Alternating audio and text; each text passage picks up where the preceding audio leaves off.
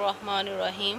बेटा, जैसे कि आपको मालूम है कि हम पहले इसमें मारफा की इकसाम कर रहे थे। इसमें मारफा की किस्मों में सबसे पहले हमने किया था इसमें अलम, इसमें ज़मीर, इसमें इशारा और इसमें मौसूल भी इसमें मारफा की किस्में हैं। अगर आपका MCQs आता है कि इसमें मारफा की कितनी किस्में हैं, तो आप लिखेंगे इसमें मारफा की 4 इकसाम हैं।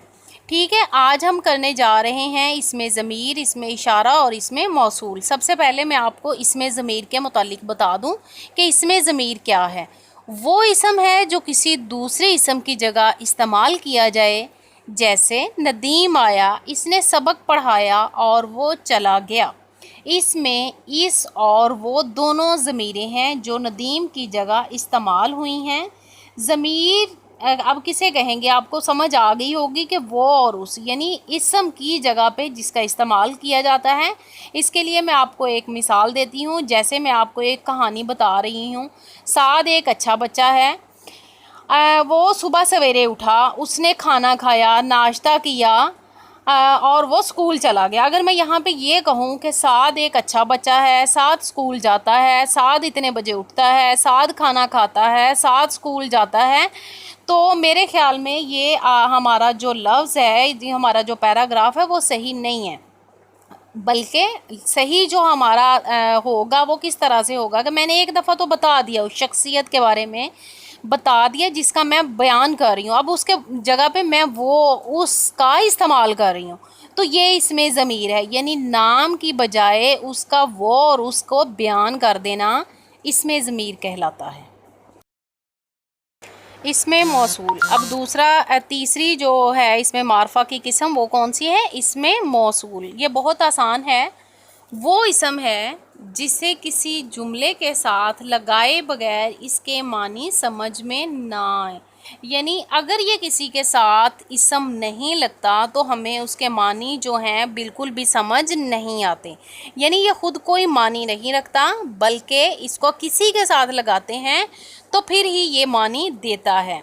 वो क्या हैं? वो ये हैं जो। अब मैं अगर आपसे ये कहती हूँ जो तो क्या आपको समझ आएगी कि ये क्या है? आपको नहीं समझ आएगी, क्योंकि जब मैं इसके साथ कोई वर्ड, कोई और अल्फाज लगाऊंगी तो ही आपको समझ आएगी कि ये जो क्या है। अब जो कोई अगर ऐसे ही मैं बोल देती हूँ तो आपको बिल्कुल भी नहीं पता चलेगा कि जो कोई क्या है। जबकि मैं जो कोई को सही जुमला बनाऊंगी, उसके साथ अल्फाज का इजाफा करूंगी, जो कोई मेहनत करता है कामयाब हो जाता है, तो आपको समझ आ जाएगी कि ये क्या है।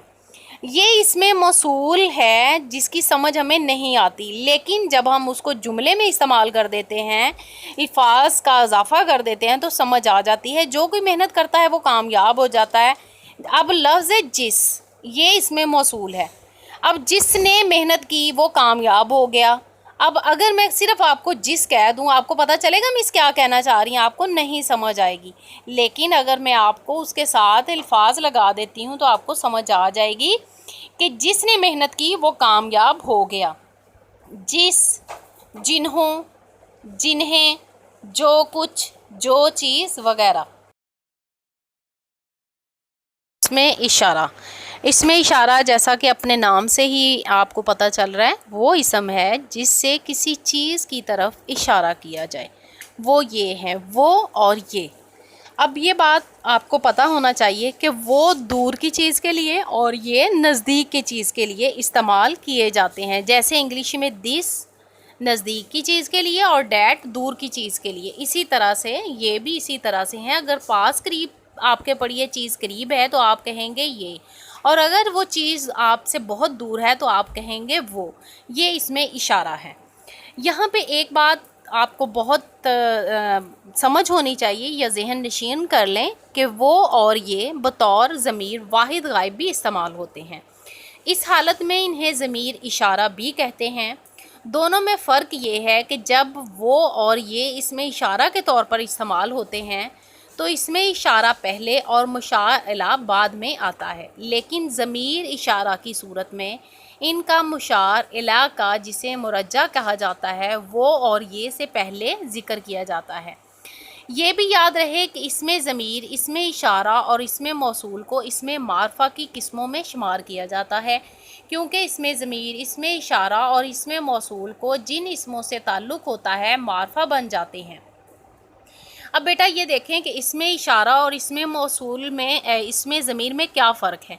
اس میں ضمیر دیکھیں، اسم جب ہم استعمال کرتے ہیں وہاں پہ ہم کسی بچے کا نام استعمال کر رہے ہوتے ہیں، یعنی اس کا نام لے رہے ہوتے ہیں۔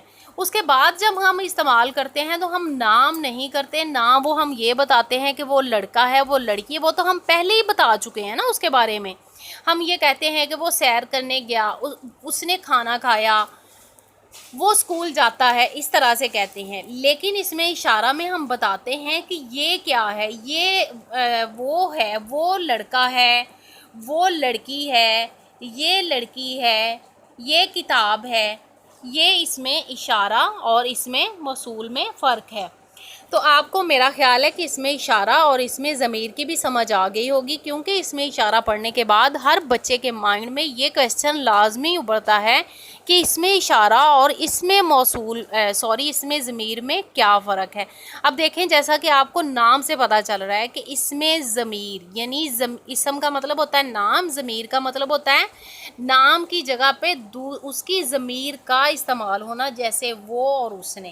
اب اس میں اشارہ اور اس میں اشارہ کا جیسے اسم ہے یعنی نام کی طرف اشارہ، اسم اشارہ یعنی نام کی طرف اشارہ، تو یہ دونوں لفظ اپنے معنی سے ہی پتہ چل رہے ہیں کہ ان میں کیا فرق ہے۔ اب دیکھیں، یہ آپ ایم سی کیوز کی صورت میں کس طرح سے آئے گا، ایسے آئے گا، وہ اسم ہے جس سے کسی چیز کی طرف اشارہ کیا جائے، کیا کہلاتا ہے؟ وہ، یہ، اور اس کے بعد کوئی بھی جو آپشن ہے وہ اس کی جگہ پہ دی جا سکتی ہے۔ مجھے امید ہے کہ آپ کو اس میں علم، اس میں ضمیر، اس میں موصول اور اس میں اشارہ جو ہے وہ بہت اچھے سے سمجھ آ گیا ہوگا، اور اگر اس میں سے کوئی ایم سی کیوز وغیرہ آتا ہے تو آپ کرنے میں کسی بھی طرح کا کوئی مسئلہ نہیں ہوگا۔ شکریہ۔